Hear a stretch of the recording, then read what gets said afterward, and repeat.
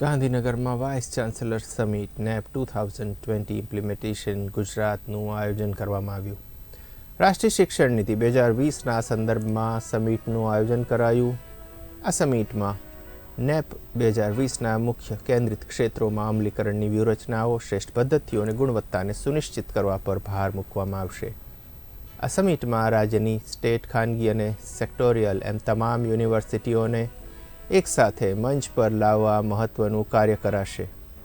સંકલિત પ્રયાસો અને ચર્ચા દ્વારા નેપ 2020નો અસરકારક અમલ કરવાનો પ્રયાસ કરવામાં આવશે. કાર્યક્રમમાં શિક્ષણ મંત્રી ઋષિકેશ પટેલ, રાજ્યકક્ષાના મંત્રી પ્રફુલ્લ પાનસેરિયા, શિક્ષણ સચિવ તેમજ તમામ યુનિવર્સિટીના વાઇસ ચાન્સેલર ઉપસ્થિત રહ્યા. રાષ્ટ્રીય શિક્ષા નીતિ એના માટેનો ગુજરાત સરકારનો અભિગમ સકારાત્મક રીતે સમગ્ર શિક્ષા નીતિ સમાજમાં ખૂબ મોટા બદલાવ સાથે, કેવળ બદલાવ જ નહીં પરંતુ સંસ્કારિતા અને આપણું જે કલ્ચર છે એની સાથે જોડી અને ભારતનો વિદ્યાર્થી દુનિયાના પ્લેટફોર્મ પર પોતાનું જહીર બતાવી શકે એ પ્રકારની નીતિના અમલ માટે કટિબદ્ધ હતું. ચાલુ પણ થઈ ગઈ છે.